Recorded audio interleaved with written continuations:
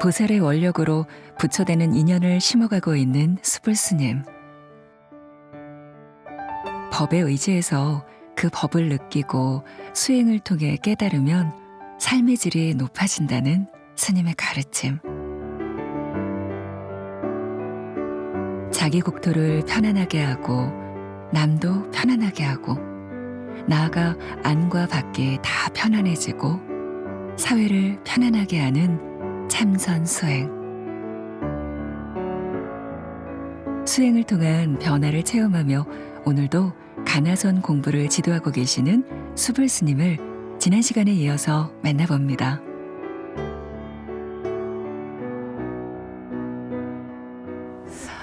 그때를 또 회상하다 보면 은사스님에 대한 또 회상도 하지 않을 수가 없는데 은사스님에 대한 추억거리 많죠. 또 좀 소개해 주세요. 우리 은사 스님은 나한테 연불해라 소리를 안 했어요.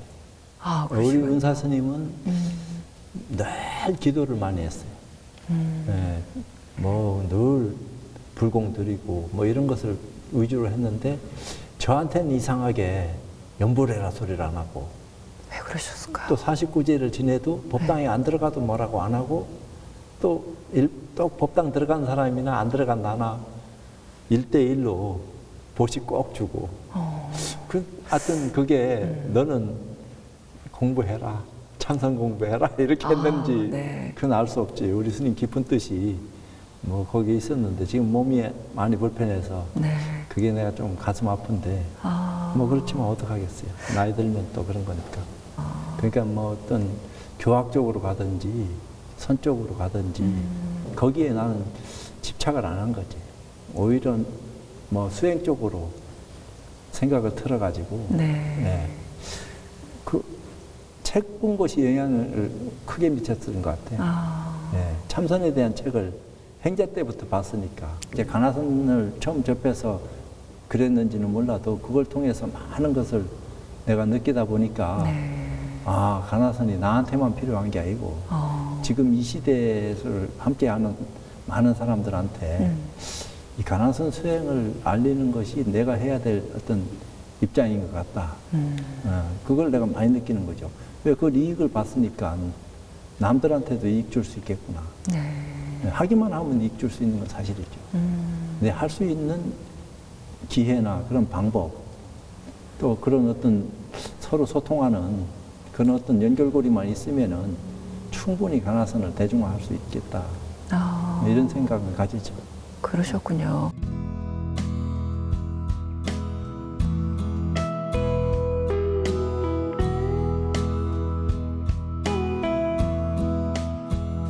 우리 노스님이 나한테 그런 얘기 하더라고. 불교 사회학을 공부해야 된다. 그러기 위해서는 네가 먼저 배워야 될 게 있다.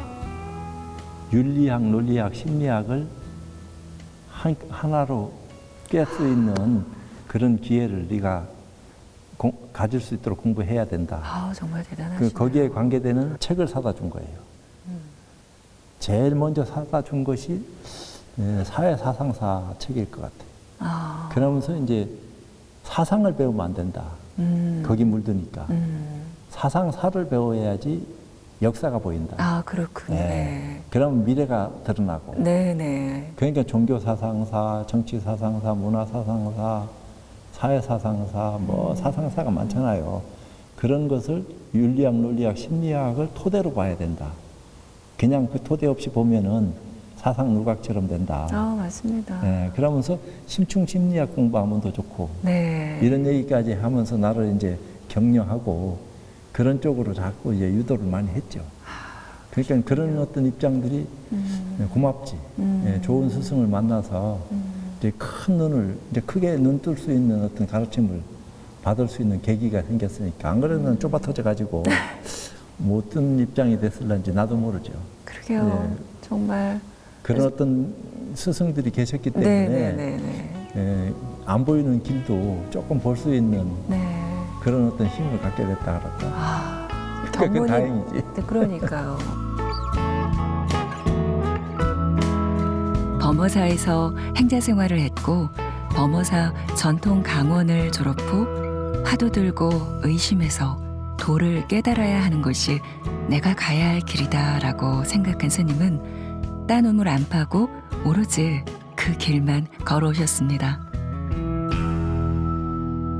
예, 우리 은사 스님은 나를 계속 보호하고 지켜봐 주셨고, 그리고 우리 노 노스님께서 스님은 채찍을 많이 나한테 가해가지고, 하여튼 뭐 어찌 보면 조금 멸시하고 무시할 정도로 그러셨군요.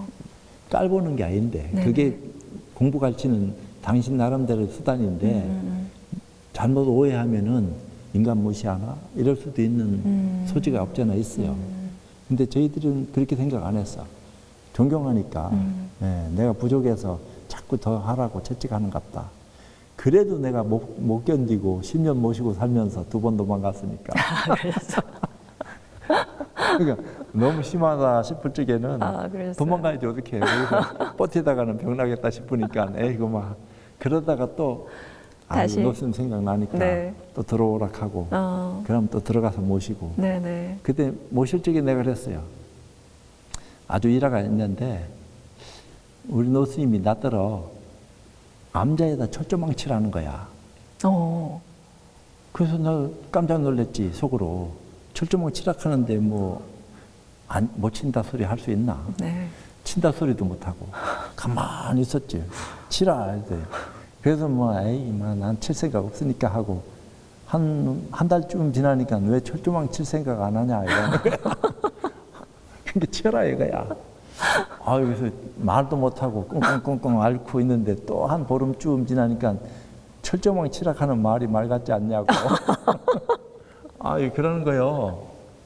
그래서 큰일 났다 싶으대. 네네. 도망가지도 못하고 지금 이게 여기 살락하니까 철조망 치야 되겠고 그러다 보면 욕도로 먹겠다 하는 것은 뻔하고 근데 되게 뭐라 하더라고. 한 서너 번 부르더만. 네. 그러면 당신이 이제 철조망 치는 것을 옆에 사람을 데리고 계산을 다 한 거야. 뺑 돌아서 몇 미터. 네. 그러면서 말뚝을 몇 미터 간격으로 이렇게 하면은 몇 개고 철조망을 이렇게 치면 몇 미터 사면 되고 몽땅 다 해온 거야. 그러면서 툭 자료를 던져주면서 치락하는데 제가 도망가 버렸어. 어떻게? 네, 그때 도망갔더니 딴 사람한테 또 치라고 또 안 한 거예요. 그 다음에 갔더니 그대로 있더라고. 그게 몇 년의 공백이었어요? 그럼? 그러고서 한 1년 정도 됐지. 1년 지나서 네네. 내가 이제 들어가니까 네. 노스님이 첫 마디가 철조망 쳐라. 너한테 첫 마디가 철조망 쳐라 이런 거예요. 정말 팽팽하십니다, 두 분. 그래서 네. 내가 그때는 얘기했지. 네. 큰 스님 내가 철조망 못 칩니다. 그럼 우리 노스님이 이유를 물어. 왜 못 치는데? 제가 철조망 치는 것은 어렵지 않은데 철조망 치게 되면은 네오나무도 요거도 먹고 노스님은 더 큰 요거도 먹는데 내가 큰 스님 요거도 먹게끔 앞장서서 철없는 짓 하는 것처럼 되는데 스님이 치락한다고 해서 내가 철조망 칠 수 있습니까? 전 못 칩니다. 욕들어 먹는 짓을 안 합니다. 그때는 이제 내가 조금 그 생각을 정리했었던 거죠. 그런 답을 생각 안 하고 갔는데 그런 말이 나왔어. 그러니까 우리 노스님이 알았어. 그러더만 다시는 철조망 치라 소리를 안 하고 끝나고 넘어간 거예요. 근데 그게 지나고 보니까 나를 단련시킨 거야. 심지를 시험하고 저놈이 정의감이 있는지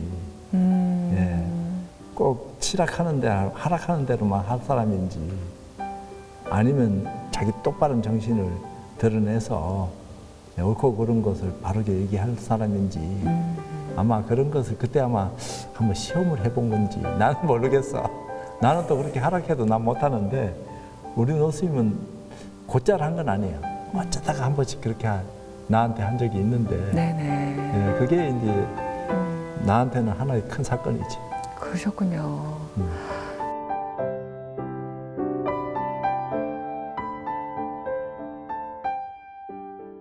그렇게 하고서 제가 선방을 가게 됐는데 처음 선방을 가려고 생각낸 데가 송광사였었어요. 송광사로 갔다가 그때는 학산 스님이 윤화로 계셨는데 마당에서 풀 뽑고 계시더라고. 해제 때인데 그래서 나도 같이 가서 풀을 막 뽑았지. 네. 그랬더니 풀을 한 5분쯤 뽑다가 그만두고 손 씻자 하면서 손 씻고 방으로 데리고 들어가더라고. 그러더만 산중 기물이라 하면서 벽장에서 바나나하고 과일하고 꺼내놓으면서 먹으라 하더라고요. 아이고야. 그 당시에는 그때 아주- 귀할 때니까 네. 그 40년 전이니까 40년도 넘을 때 얘기죠. 그러니까 그걸 하면서 그 어디서 왔냐고 묻고 그러면서 방부 드리려고 하는데요 하니까 방부 드릴 적에 장삼을 꼭 수하고 방부 드려야지 네. 가사만 수하고 방부 드리면 쫓겨난다. 아, 여기 송강사는 네. 방장스님이 받아주신다고 법도가 까다롭다고 그런 것도 일러주시더라고. 그러셨군요. 근데 계기가 거기 살라고 했는데 안 된 거야.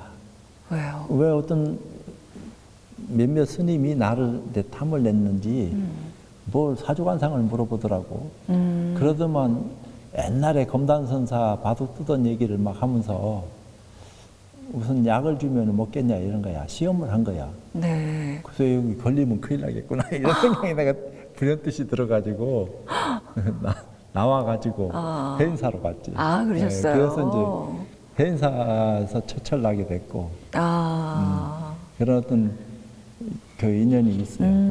근데 이제 해인사 가서 성철 큰 스님 모시고 살았으니까 아. 제가 막 방부 드리러 갔는데 방부 막 드리기 전에 몇몇 스님하고 백년암으로 올라가게 됐어. 7, 8명이 같이 간 것 같아. 네네네. 백년암 난 처음 가보는 거고 백년암 막 올라가는데 그 입구에서 성철 스님은 내려오시고 우리는 올라가고 탁 만난 거야. 그러더만 나를 딱 보고 네. 너 어디 사노? 이래 된 거야. 아, 오래간만이다. 너 어디 사노? 난 처음인데. 그러니까요. 아니 성철 스님도 실수할 때가 있나?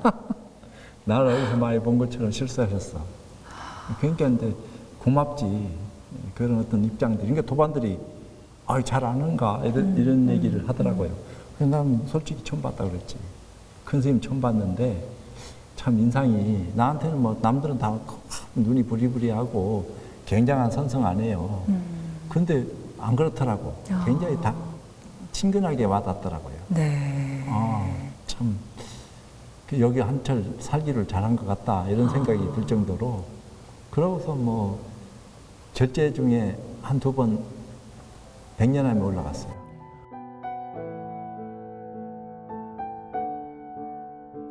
출가 수행자의 길을 가기 위해 범어사로 들어가는 길이 마치 스님 자신의 집으로 향하는 발걸음보다 편하고 가벼웠다는 수불 스님.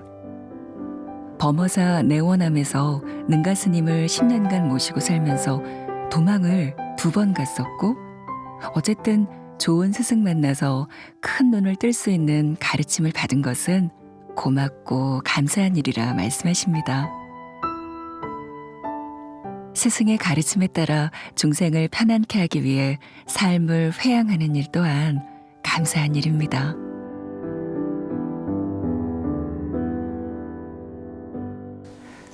스님도 공간을 좀 바꿔서 저희가 이야기를 계속 이어갈 텐데요. 선을 위주로 이제 선원을 운영을 하고 계시잖아요. 이끌어 계신데 왜 선을 이렇게 왜 선이라 예. 하면 좀 이상하고 그거는 승려로서는 당연히 네. 대한불교 조계종의 어떤 승려로서는 가나선이 전통 수행법이니까 그 수행을 의무는 아니겠지만 그래도 의무적으로 해야지 된다고 저는 보죠. 승속에 관계없이 수행을 누구든지 다 할 수 있다. 네네. 이거는 수행은 머리 깎은 승려들이 전유물이 아니거든. 네. 남녀노소 누구나 다 수행할 수 있는 길을 부처님께서 열어놓으셨는데 네. 그 대신에 이제 아쉬운 건 있죠. 많은 사람을 지도할 수 있는 승려가 또 삼보를 공경해야 되는 어떤 처지에 있는 것이 신도니까 그 삼보에는 승려가 들어가는 거니까 네. 승려가 수행을 많이 해서 신도님들한테 수행을 가르칠 수 있으면은 최고로 원만하니 좋겠죠. 그러게요. 왜 스승이 많이 나오는 거니까. 그럼 제자도 많이 나오겠지. 네. 제가 지금 한번 질문을 던질게요. 네. 자기 눈을 자기가 볼 수 있다고 생각하십니까?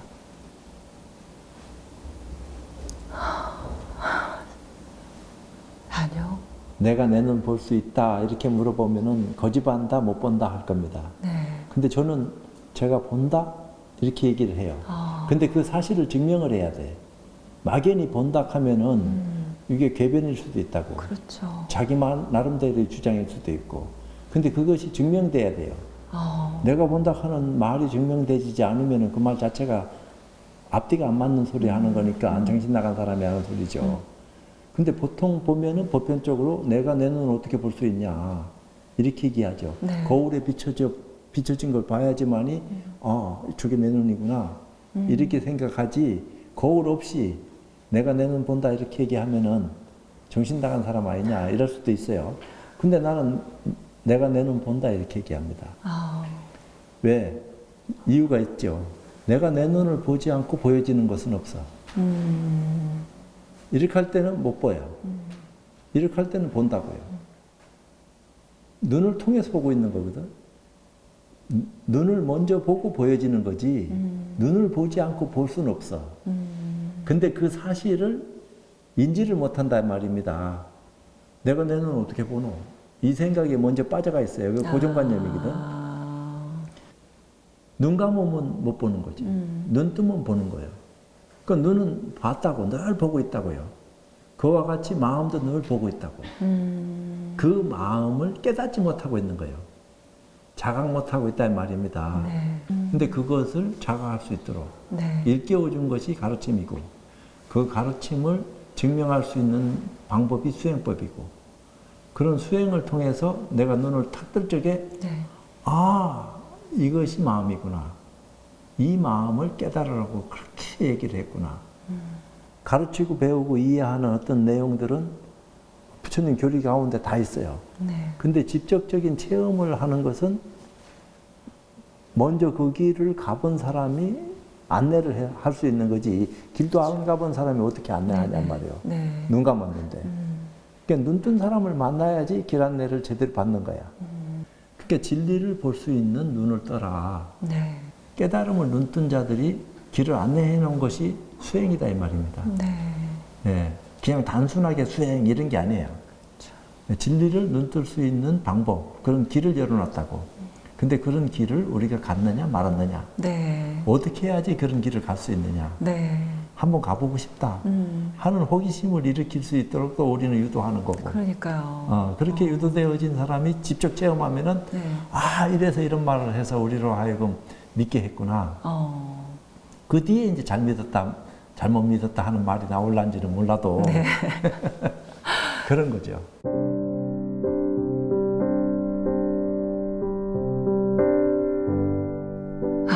스님, 봄순처럼 자연스럽게 싹 트는 보고 듣고 느끼는 매 순간 저의 고정관념은 무의식의 공간에서 눈이 멀어 질문하며 깨어나고 자각하는 삶을 멈추고 있었습니다. 오늘은 문득 법구경의 우다나 바히야경의 의미가 아침 햇살처럼 떠올라 마음을 비춥니다.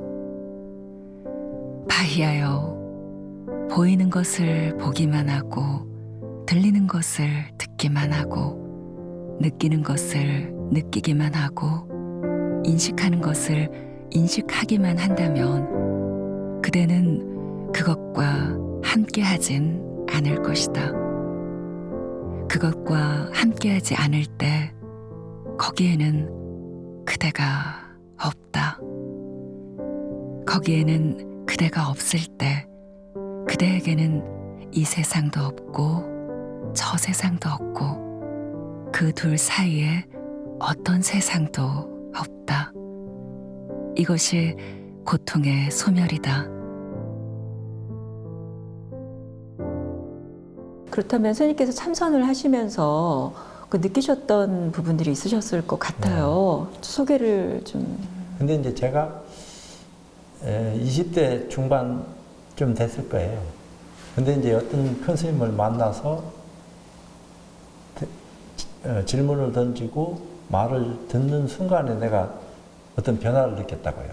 그러세요? 예, 그때 강렬한 어떤 성곽 같은 불빛이 정수리를 쪼개면서 확 뻗쳐 나갔는데 그러니까 이제 엄청난 변화지.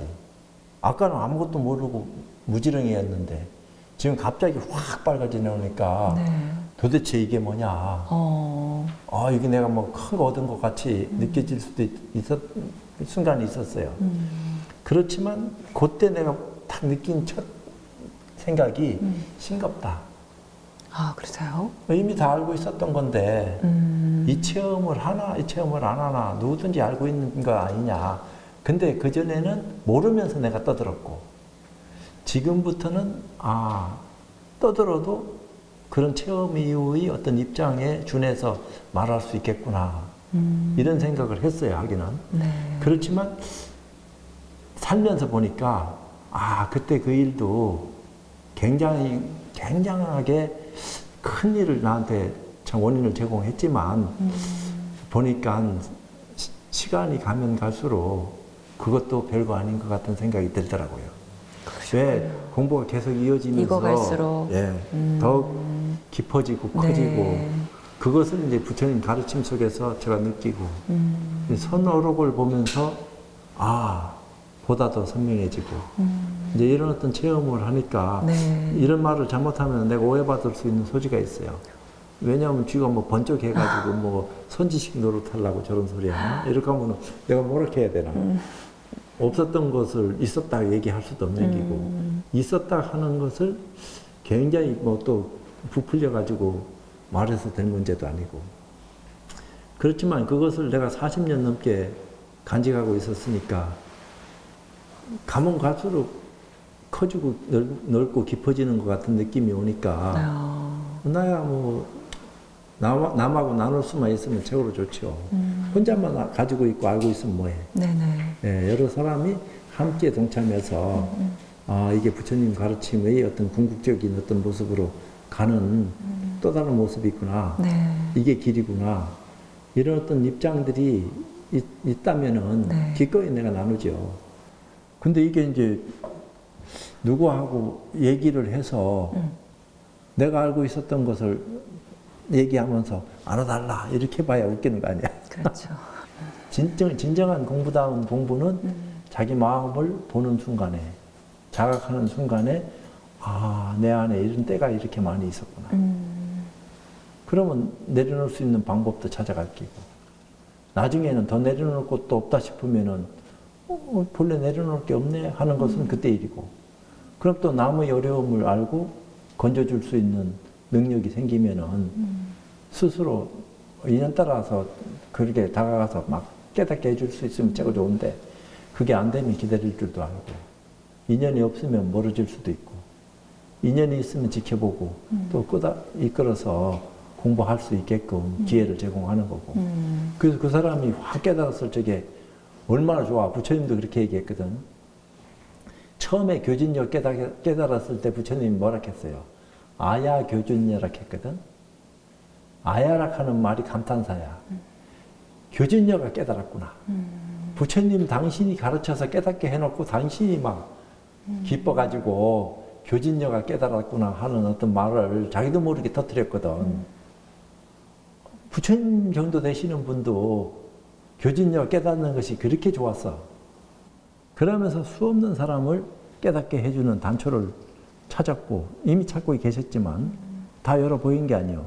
그것이 사실로 증명되는 거고 그게 역사고 불교가 그렇게 만들 수 있는 힘이 있다 하는 가르침이고 그것이 이제 아직까지 많은 사람들한테 퍼뜨려지지 않았고 실체가 안 드러나니까 네.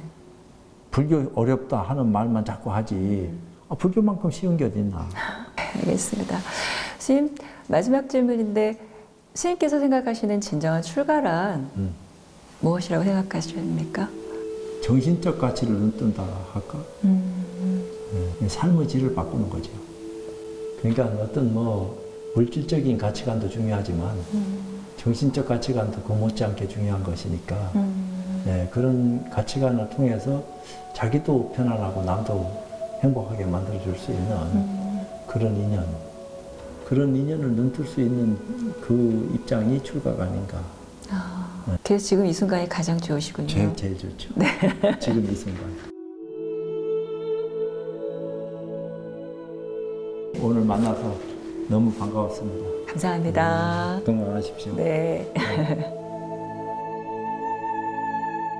20살 무렵 범어사 지명 스님의 머리 깎을 생각 없느냐라는 한마디 물음은 청년 수불 스님의 숙제가 되었고, 고뇌하던 스님은 급기야 이 세상에 나는 죽었다 생각하고 머리 깎고 출가했습니다. 속세를 떠난 출가의 길. 삼위계를 받은 지 40년이 훌쩍 지났지만 스님은 언제나 그 자리에서 초발심의 마음을 잊지 않고 수행자로서, 청정비구로서 자신의 삶을 채워가고 있습니다.